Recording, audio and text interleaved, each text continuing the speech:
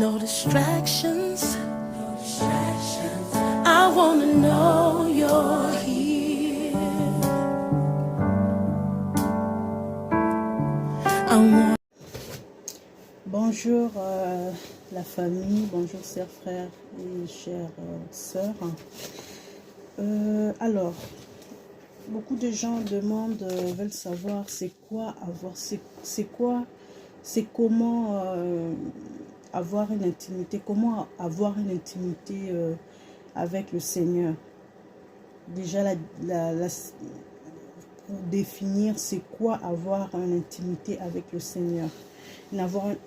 Avoir une relation d'intimité avec le Seigneur, c'est quoi ça? Ça ressemble à quoi en fait? Je dirais plutôt la relation d'intimité avec le Seigneur, c'est l'aimer de tout ton cœur, comme nous dit la parole de Dieu. La parole de Dieu nous recommande d'aimer Dieu de tout notre cœur, de toute notre âme, de toute notre force, de toutes nos pensées. Donc, aimer Dieu, voilà, en vrai, voilà, avant toute chose, avant d'aimer aimer tes enfants, c'est d'abord Dieu. Avant d'aimer ton mari, ta femme, c'est d'abord Dieu. Donc, Dieu passe en premier, en fait. C'est ça, en fait. Aimer, et ça correspond aussi, c'est l'accepter. Voilà, accepter Dieu, accepter le Seigneur, accepter Jésus-Christ dans sa vie, accepter le sacrifice que Jésus a fait à la croix de Golgotha, accepter Jésus dans sa vie. Voilà, c'est ça, avoir une relation. Déjà, c'est déjà un début d'avoir une relation avec le Seigneur. Et aussi s'approcher de lui. Voilà, ça ne se limite pas là, d'accepter le Seigneur, mais aussi s'approcher de lui. Donc, il faut aussi, après avoir accepté le Seigneur, et ensuite, il faut s'approcher. Alors, s'approcher, comment s'approcher du Seigneur? On s'approche du Seigneur à travers sa parole, avec une méditation quotidienne, vraiment, pour grandir assez vite et dans la connaissance ou dans la relation avec le Seigneur. Vraiment, c'est recommandé vraiment de planifier son temps, d'avoir des temps quotidiens avec le Seigneur, dans la méditation de sa parole et dans la prière. Donc, les deux vont ensemble, la prière et la méditation de la parole. Donc, on ne peut pas faire l'un et négliger l'autre. Donc, les deux marchent en parallèle. La prière et la méditation de la parole de Dieu. Et ça doit être quotidien. C'est de ça qu'il s'agit en fait. Si vous souhaitez avoir une relation d'intimité proche avec le Seigneur, donc vous devez vraiment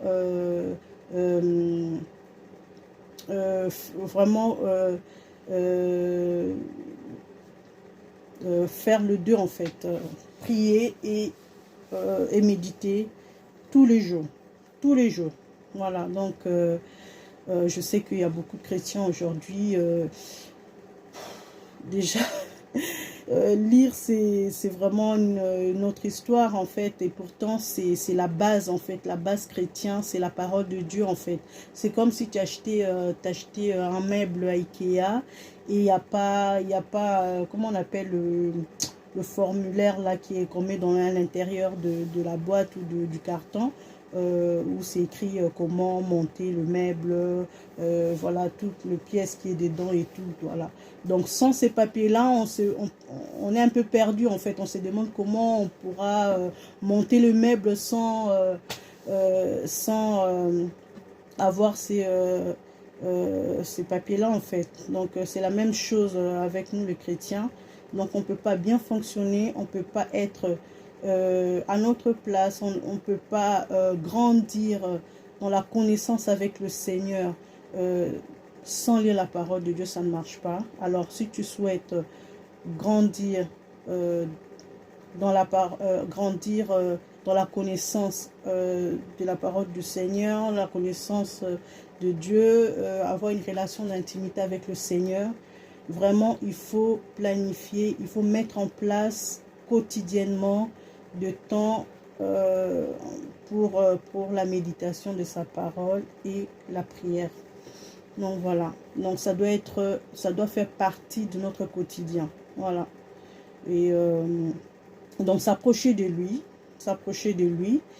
et s'abandonner en lui. Alors s'abandonner à lui,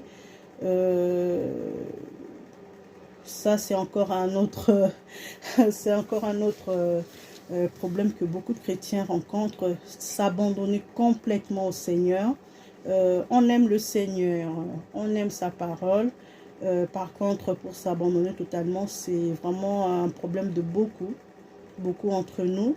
Et pourtant, c'est que ça qu'on verra, on verra vraiment la main de Dieu dans notre vie quand on s'abandonne tout en fait.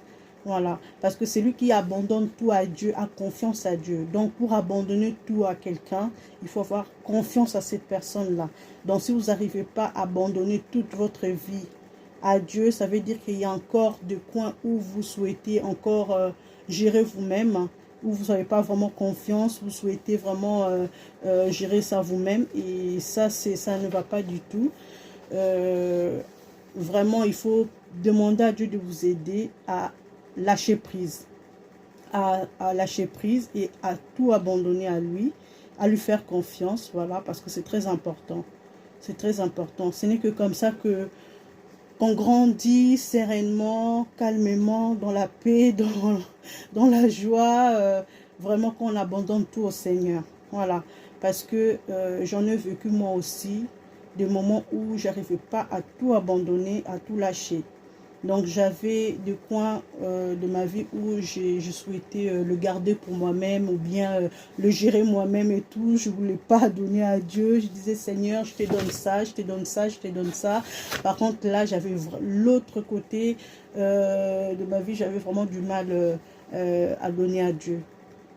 Et à un moment que j'ai compris que ça ne marchera pas sans que je donne tout en fait. Donc, je dois faire confiance à Dieu.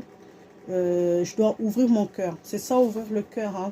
Donc, je dois ouvrir mon cœur à Dieu. Et pour ouvrir le cœur à tout abandonner, il faut connaître cette personne à qui on donne, à qui on abandonne tout en fait. C'est de ça qu'il s'agit. Il faut connaître cette personne, connaître qui il est, comment il fonctionne, pour pouvoir ensuite abandonner facilement. Voilà, avoir confiance.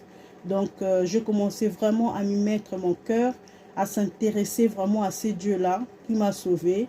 Et c'est là que je vis de merveilles. Et je me suis dit, ben voilà, je souffre pour rien. Pourquoi je garde tout ça pour moi? Pourquoi j'essaie de résoudre tant de choses de moi-même? Et pourtant, Dieu dit de recharger en lui tous mes fardeaux. Et pourquoi je garde d'autres fardeaux? Voilà, donc quand le jour que j'ai décidé de vraiment déposer tout à Dieu, voilà, j'ai donné tout le coin de ma vie, tout le secteur de ma vie et j'ai déposé, j'ai lâché prise. C'est là maintenant je commençais à vivre, réellement à vivre en fait et à être heureuse parce que je me rappelle, il y avait même des gens qui me disaient Cynthia ne sourit jamais, Cynthia elle est toujours, voilà, je t'ai pas... Voilà, tu n'es pas épanoui en fait quand tu donnes tout quand tu ne donnes pas tout à Dieu, tu ne seras pas épanoui. Et le jour où j'ai décidé de tout donner, de vraiment m'abandonner à Dieu, vraiment de lui faire confiance, et j'ai tout donné et je lui ai vraiment parlé, voilà, je te donne tout parce que j'en pouvais plus. Hein. Et c'est là que Dieu a commencé... à vraiment me donner de la force, vraiment à abandonner et tout. Et quand j'ai abandonné, j'ai senti vraiment que j'avais une paix, une grosse paix, une grande paix dans ma vie.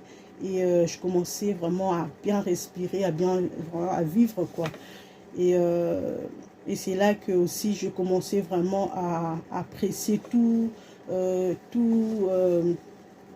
qui concerne le royaume de Dieu en fait. Parce que je me suis vraiment relâchée, je me sentais plus léger.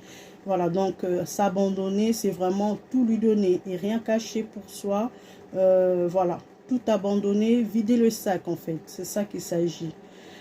Alors, il y a encore un autre, je peux dire aussi faire la volonté de Dieu. Donc, ça fait partie aussi de la relation, l'intimité avec Dieu. Donc, il faut faire la volonté de Dieu. Tu peux pas être en relation avec quelqu'un et ne pas